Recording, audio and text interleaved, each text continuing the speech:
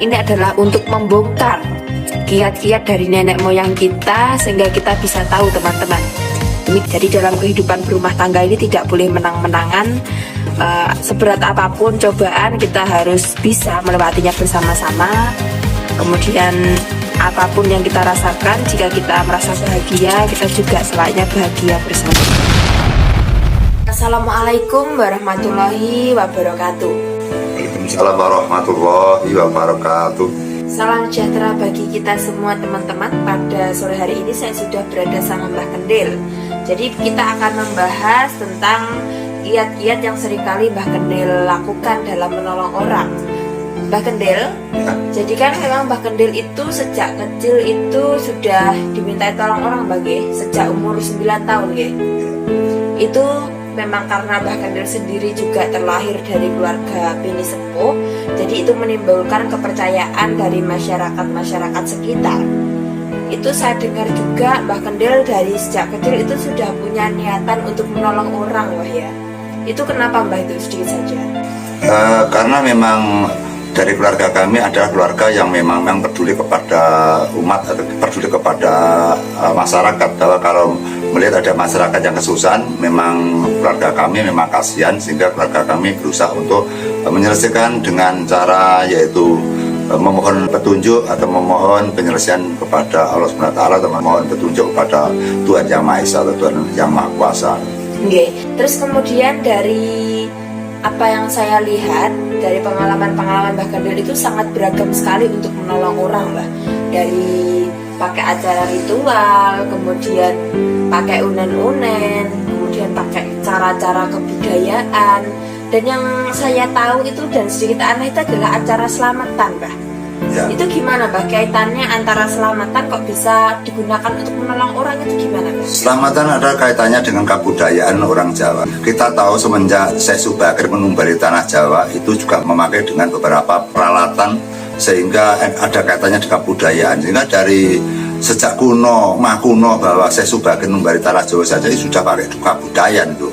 Kemudian disusul oleh peradaban rakyat Indonesia atau peradaban daripada masyarakat Indonesia atau masyarakat Jawa Nusantara itu ditatangi oleh berbagai bentuk orang manca seperti dari India, dari Arab Saudi, kemudian dari Cina, kemudian dari berbagai agama yang masuk ke sini, sehingga agama selalu berbeda-beda membawa dengan aspirasinya masing-masing. Sehingga kebudayaan itu tidak hanya diolah atau diproses dari kita sendiri, juga dipengaruhi tata cara yaitu kebudayaan dari luar negeri atau orang-orang yang mengembangkan agama di tanah Jawa ini. Sehingga seperti bercampur aduk. Sehingga di dalam kebudayaan Indonesia yang bersifat untuk religi atau ritual bercampuran dengan kebudayaan-kebudayaan yang bersifat panunan seperti selamatan. Kalau kita pikir-pikir bahwa Islam saja juga bisa bernilai dengan selamatan. Islam itu berasal dari aslamat dan salimah.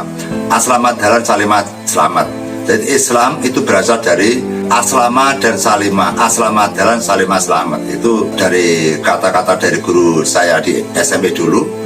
Apa yang dimaksud dengan Islam yaitu aslama dan salimah. Aslama jalan, salimah selamat, artinya jalan untuk menuju keselamatan. Sehingga jalan untuk menuju keselamatan itu berbagai macam, berbagai bentuk gitu loh. Jadi keselamatan tidak hanya satu bidang, berbagai 100 penjuru atau miliaran penjuru, yang penting untuk menyerbu, untuk menyelesaikan keselamatan agar kita mendapatkan keselamatan. Jadi tidak boleh keyakinan dipaksa dari satu tempat atau satu jalan untuk meraih keselamatan. Keselamatan bisa dibebaskan dari Tuhan.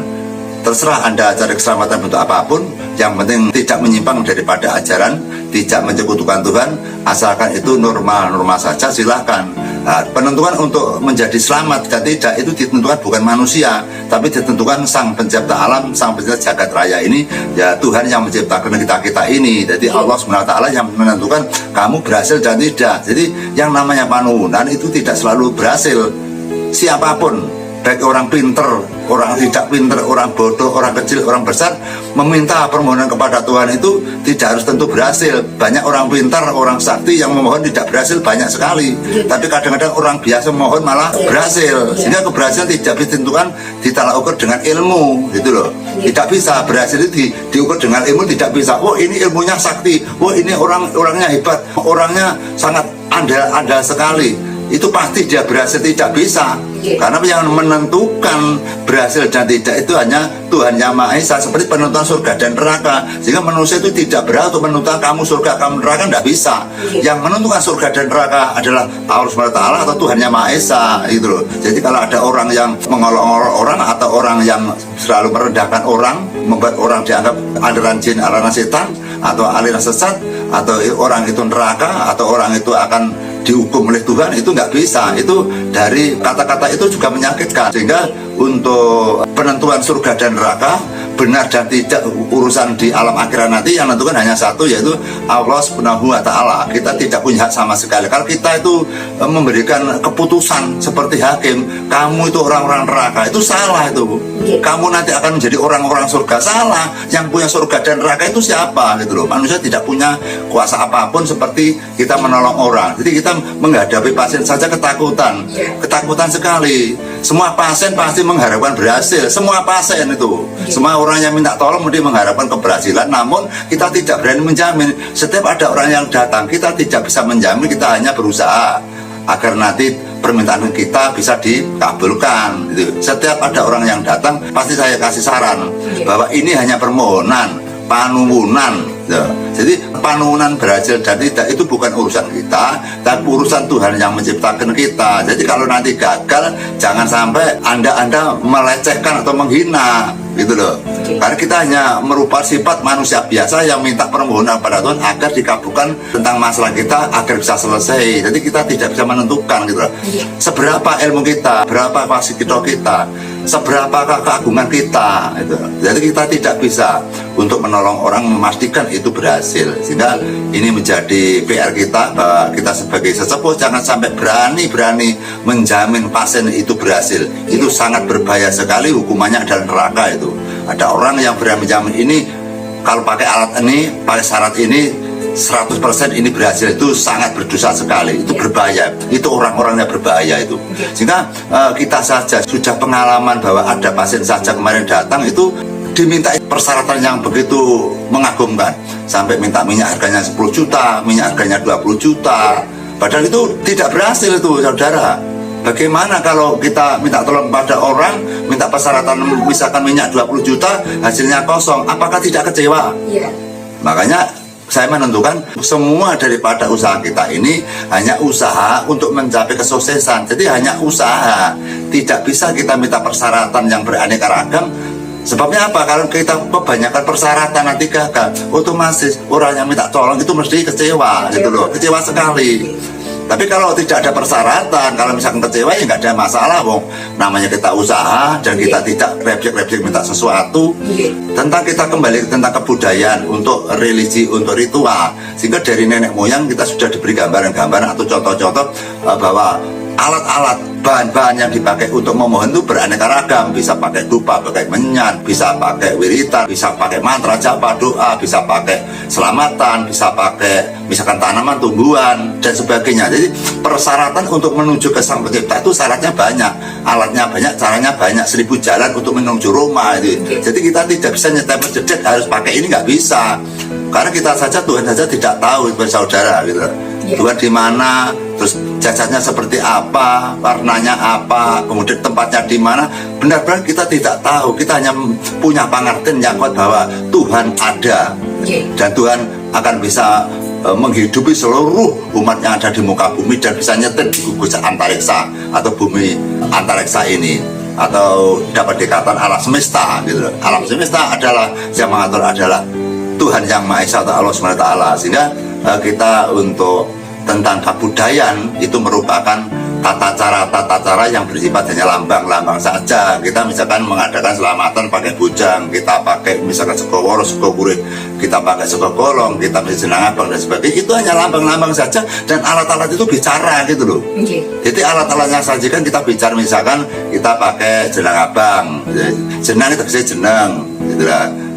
Jenang abang artinya sepuh. Bisa ada lagi yang dikatakan dengan yaitu jenang purwo. Jenang purwo itu jenang yang berasal dari asam mulane menungso, dari bobo ibu ngelairake bayi duwe jeneng. Jenang abang dia putih duwe abang.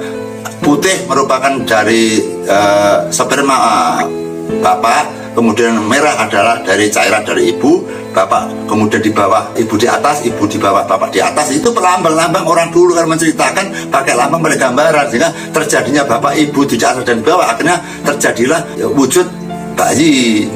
Kalau bayi belum lahir, ada di kandungan, setelah lahir kan diberi nama.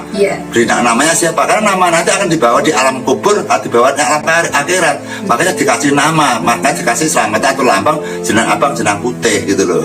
Jadi kasih nama siapa? A, B, C itu namanya. Karena nama akan dibawa di alam akhirat. Jadi orang Jawa itu membuatkan doa ucapan itu hanya pakai gambaran atau pakai peralatan. Jadi jenang Purwo, abang putih-putih abang. Kalau di desa masih dinamakan jenang Sengkolo, itu malah salah. Jenang Sengkolo itu jenang bubur dikasih abang, sulet-sulet itu namanya jenang Sengkolo. Kalau abang dikasih putih-putih dikasih abang itu namanya jenang Purwo gitu loh. Kadang-kadang orang Jawa sendiri ngaku orang Jawa tapi nggak ngerti apa jenang itu. Di desa saja jenang abang putih-putih abang dikatakan jenang Sengkolo. Jenang Sengkolo itu jenang bubur dikasih sombo atau warna apa yang merah, celerek seperti ya lilitar itu. Itu namanya jenang Sengkolo. Kolo artinya musibah gitu loh. Kalau jenang abang, jenang putih-putih abang itu namanya jenang Purwo, menceritakan wiwitane. Purwo itu wiwitan, wiwitane asale menungso gitu loh. Makanya selamat semua itu bisa bicara. Ada unen-unene, misalkan seperti kita wujudnya sego golong. Hanya nasi dibuntel daun. Itu namanya sego golong. Golong apa? Ya golong kersane manusia itu dengan golong kersane Tuhan. Misalnya bisa menyatu hubungan kublum Allah dan kublum nanas. Karena kita memohon kepada Tuhan itu kan minta kepada Sang Pencipta. Kalau kita tidak bisa sembuh kan kita tidak berhasil. Makanya ada sebuah golong itu untuk menyatukan kebutuhan kita kepada Tuhan. Jadi semua kebutuhan yang bersifat selamatan lambang-lambang itu pasti ada artinya, ada gunanya. Makanya kalau kita itu berpikir sejenak, kadang-kadang ada yang tidak setuju karena apa, dianggap itu syirik gitu loh, tidak sesuai dengan ajaran tertentu gitu loh. Tapi itu bagi saya tidak syirik. Yang penting tidak menyembah setan dan jin dan mengakui bahwa Allah adalah pencipta bumi seisinya, termasuk kita adalah diciptakan oleh Allah. Selama tidak menyimpang, saya tetap jalan terus maju terus pemirsa. Karena kita tidak merasa dan tidak pernah saya menyembah kepada jin sejak kecil sampai beringon saya putih ini, belum pernah saya menyembah jin. Saya mengalahkan jin tidak satu kan dua kali, berkali-kali saya itu. Saya tidak pernah untuk menghambat jin dan saya tidak pernah mendewa-dewakan jin. Sehingga kalau dikatakan seperti kita ini dianggap sebagai penyembah jin, hati-hati kalau kita bicara, karena besar kecil ucapan kita nanti akan dicatat oleh Sang Pencipta alam. Jadi nanti hati-hati dalam kota berbicara salah kita nanti akan meleset ke neraka. Bicara yang benar kita akan masuk ke alam surga, itu pasti hukumnya. Ya, kita tahu bahwa untuk malam hari ini kita mengadakan edukasi tentang permasalahan pembongkaran masalah ilmu-ilmu dari para leluhur yang berupa selamatan, yaitu ada sebuah contoh rumah tangga yang berantakan. Itu dari nenek saya hanya memakai lambang-lambang saja, bujeng ketan 2 dikasih ketan lagi yang dibuntel sama godong seperti lontong, kemudian bujeng 1 bujeng 2, tengah-tengahnya ada lontongnya ketan, dinamakan itu bujeng pikul atau bujeng sepikul, atau diarani atau disebut dengan bujeng judo. Sehingga bahannya ketan itu agar si rumah tangga itu bisa raket, kuat, ulet itu gitu, tidak mudah ambiar gitu. Maksudnya begitu. Kalaupun ada rumah tangga yang berantakan, nenek saya memakai itu agar nanti istrinya atau suaminya kembali lagi. Tapi tidak menutup kemungkinan kalau doa itu memang benar-benar fokus, doa itu memang benar-benar menangis kepada Tuhan, adalah kersane ngalah, ya bisa berhasil. Tapi ingat bahwa permohonan manusia belum tentu berhasil, tergantung kepada Syekh kawalasane Gusti, Gusti Allah ora bakal diparingi hasil. Itu yang lebih penting. Jika kita menyadari karena kita itu hanya hamba saja yang tidak punya kemampuan apa-apa, doa kita, permohonan kita itu payu pora ngarsane Gusti. Ora payu ya ora kasil. Lek doa kita payu pasti diberi hasil. Itu yang perlu diperingat atau perlu kita tandaskan. Makanya kita berdoa saja ragu, kadang-kadang ini diterima apa enggak, permohonan ini diterima atau enggak. Jadi kita enggak tahu-taunya kadang-kadang pasien lapor, Pak, alhamdulillah sudah berhasil. Tahunya kalau ada yang bilang berhasil, saudara.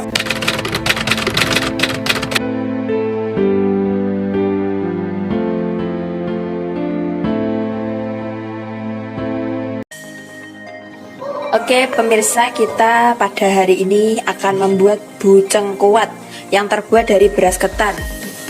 Jadi ini ketan yang sudah dicuci bersih, ini dikukus atau didang dalam bahasa Jawanya. Ini sebelum dikaru atau sebelum kita masak dengan air. Jadi dikukus dulu, tujuannya biar nanti bisa ambiar, jadi nggak terlalu kental.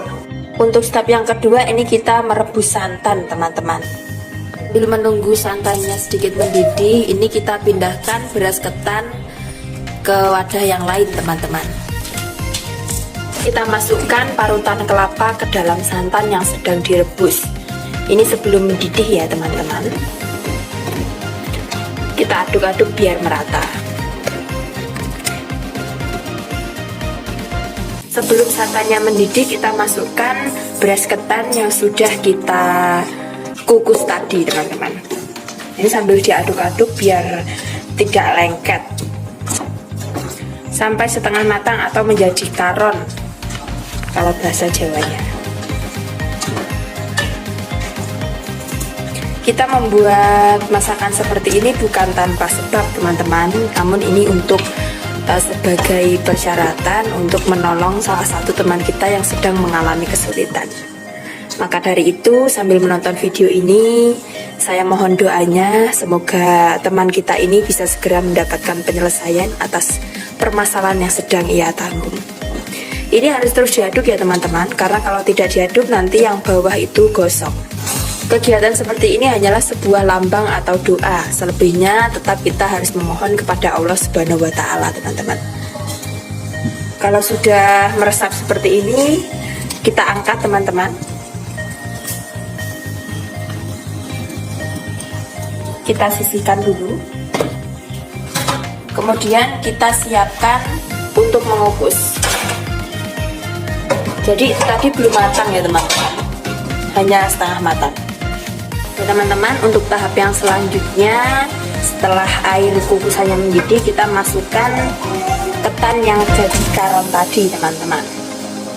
Ini kita akan memasak sampai matang. Jadi ini adalah tahap terakhir sebelum kita plating untuk dalam pemasakan bujang kuat. Bujang kuat ini hanyalah sebuah lambang teman-teman, supaya rumah tangga kita kuat menghadapi cobaan, tidak mudah pudar, tidak mudah runtuh. Jadi ini adalah bentuk perlambang untuk kita memohon kepada Tuhan. Ini adalah bentuk doa untuk kita memohon kepada Tuhan supaya rumah tangga kita bisa kuat dalam menghadapi cobaan apapun, bisa terus bersama-sama, tidak berantakan. Ya teman-teman, setelah ketannya masak atau matang, ini kita cetak di dalam cetakan yang berbentuk kerucut seperti bujang-bujang pada umumnya teman-teman. Jadi bujang kuat itu terbuat dari ketan, karena ketan itu kan identik dengan lengket, sehingga akan kuat jika dibentuk seperti ini, tidak mudah roboh, tidak mudah runtuh. Ini menjadi perlambang sebagai doa-doa kita, yaitu dalam kita berumah tangga teman-teman.